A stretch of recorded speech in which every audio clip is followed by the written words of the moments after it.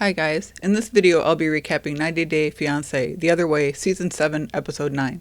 If you enjoy recaps of reality shows like 90 Day Fiancé and Love is Blind, please like, comment, and subscribe, and check out my other videos and playlists.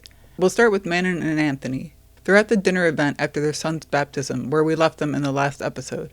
Anthony leaves early to take their son home, which he'd explained was because he saw Manon was getting drunk, and he was worried she'd start a fight with her family. Manon is still at the dinner. She orders another mojito and her family expresses concern at how much she's drinking.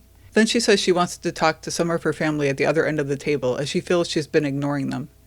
Her sister Marie says in her interview that she's worried there will be an argument because Manon doesn't get along with her aunt, and she's concerned that Manon is so explosive and says whatever's on her mind. In Manon's confessional, she says she wanted to take the opportunity to talk to her aunt Christian. She explains that someone who's not related to them told the aunt that Manon was talking bad about their family, and the aunt believed them and that this has been bothering her. She takes a seat next to the aunt and fires off a series of questions like, "Was the food good? Do you like the restaurant?"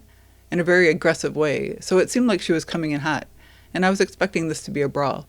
The aunt tells Manon the cheese wasn't very good. Manon tells the aunt she's happy she's there despite their differences. They both agree it's best to let the past go. In her interview, she says she can sense her parents and sister on the other side of the room, wondering what's going on, and how they assume she's always causing problems, but that what she did was actually positive, and how it seems like she can never do anything right in their eyes. She says after dinner she noticed her mom, dad, and sister were all looking at each other. So she asked her sister what the problem was, and Marie told her how she treats others affects her too. Manon says Marie must have assumed that talking to her aunt created drama when in fact they were making progress in their conflict. But she says after her sister confronted her, she told Marie she's done and walked away. Her mom then followed her, and Manon expresses frustration that her parents didn't go talk to Marie instead of confronting her when she feels like her sister instigated the issue. Her parents say she should talk to her sister without getting angry. She tells them she's tired of trying. In her interview, she says her dysfunctional relationship with her sister has gone on for a long time, that her parents always defend Marie over her. She tells them it's easy for them to put the blame on her every time. Her dad says she needs to think about what she says before speaking and needs to change her character.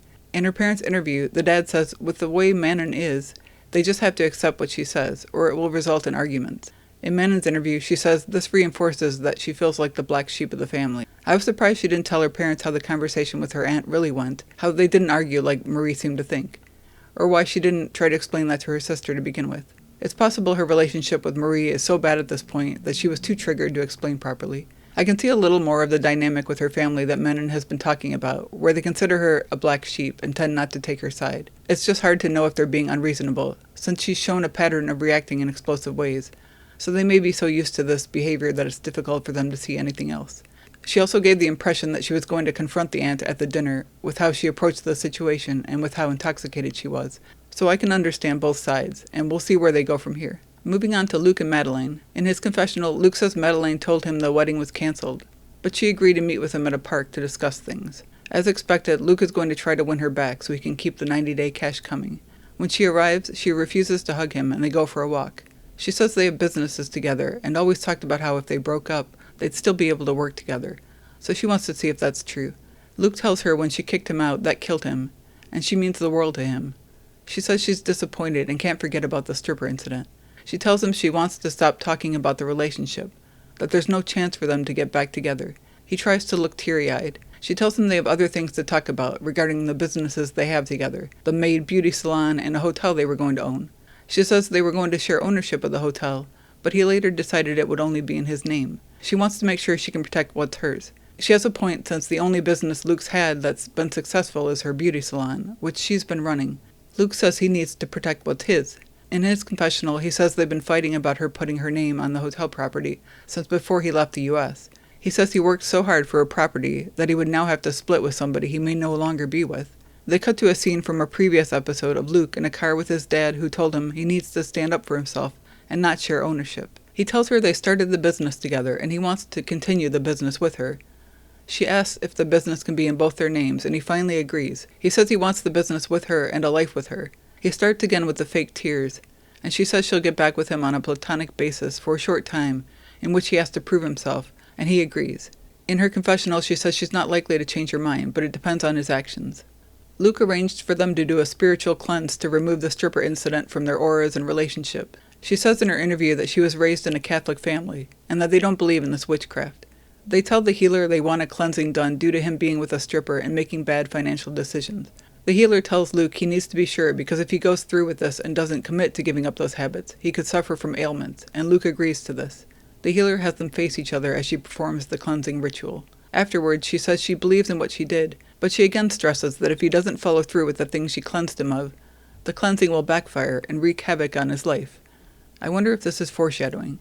In her confessional, Madelein says she's disappointed because she thought this cleansing would make her feel better, but it just made her think more about the stripper and she's getting more heated. I can see why that would happen, and I think this was a dumb move for Luke to do the cleansing, since it just brings up thoughts of the stripper incident for Madelein, when he should be trying to show her he's committed. And like she said, she's Catholic, so she doesn't even believe in cleansing practices like that. Even though I think she shouldn't, I believe she'll likely take him back. He just acts a little sappy, and she usually gives in. Hi guys, just a reminder to please like, comment, and subscribe. Thanks! Now we're with Johny and Chloe, who are driving to the airport to pick up her mom. He says he's nervous and worried how her mom will react to his living situation. She says her mom likely won't say anything about that. But then she thinks it over and says, well, she might. In his interview, Johny says everything has been good with him and Chloe. Did he not watch the last episode? He hopes Chloe's mom won't put doubts in her head about him.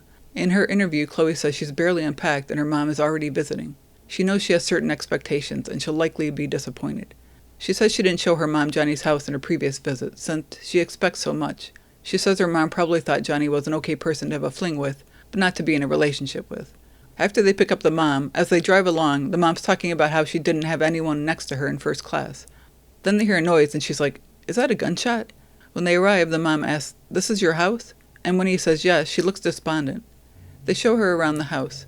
As Johny shows her the oven, something falls off of it, and the mom has to express how this bothers her. Then in the bedroom, she's so disappointed that there's only a freestanding closet and not a walk-in closet. He's telling them he's going to build an additional walk-in closet for them, and they both insist it wouldn't make sense to share a closet. To me, this is rude because he's trying. They're talking about how little space Chloe has for her wardrobe. He says he didn't realize she has so much stuff, and the mom looks at him like he's stupid. In the bathroom, they talk about how there isn't hot water in most houses in Aruba. He tries to explain that the temperature outside is so warm, it heats up the water. Chloe even agrees that it's fine. But the mom calls the shower situation barbaric. In her interview, the mom says the house needs a lot of work, and it's absolutely not where she wants her daughter to live. That Chloe will wake up to reality soon, and she refers to their relationship as a novelty. Now they're driving to look at used cars for Chloe, and Johny is pointing out electric bikes he thinks are cool. He says Aruba is small enough that Chloe could get such a bike. But she says she needs a car, and the mom says she has a car at home.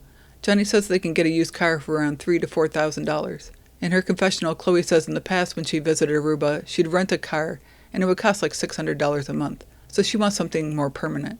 She tells her mom Johny goes to work at 7 a.m. and she's just sitting at home, so she needs transportation. The mom says that's fine, but she doesn't want to pay for it. When they arrive at the showroom, all they have are pricey used cars. The mom asks about the $4,000 cars Johny was talking about, and the salesman tells them they don't carry those, that those are cars you'd have to buy off the internet, by which I think he means a Craigslist situation, and they seem disgusted by this idea. They leave and Chloe tells her mom she'll just rent a car. The mom says she can't keep financing her life if she's going to stay in Aruba, that she'll have to make her own way. She tells Chloe since she moved there, she gave her about $20,000. Chloe argues with this and ugh, this conversation goes on forever. The mom says she'd also like to live on an island, but it's not realistic. In her confessional, Chloe says her mom has always been her biggest supporter, and now that she doesn't want to support her about this move, she's not sure if her mom is trying to influence her about Johny. In her interview, the mom says Chloe doesn't value the contributions she's given her, and that she needs a more solid plan to sustain her lifestyle. I think overall Johny has a nice enough house for somebody who's living at a low income level. It's not a disaster, and it seems like it's not unsafe or in a terrible area. It may not be what Chloe and her mom are used to, but it's decent for what it is, and for the salary he makes. It's clearly so rude to walk into somebody's home and judge it when this is who your daughter decided to pursue at his income level, and he's been giving her shelter all this time and putting up with her controlling ways. If this living situation is unacceptable for your daughter, you should have a private conversation with her. Obviously, putting down his living situation in front of him is not the right thing, and it was painful to watch. Also, Johny has a car, a job, and a home. For all her money, Chloe doesn't have any of those things in Aruba, and she seemingly can't afford a car there if she's not willing to look for one on Craigslist. As we learned in this episode, she's also financed through her mom, who's now cutting her off. So if anyone's the bum in this relationship, it's her. Anyway, that's it for this video. Thanks for watching.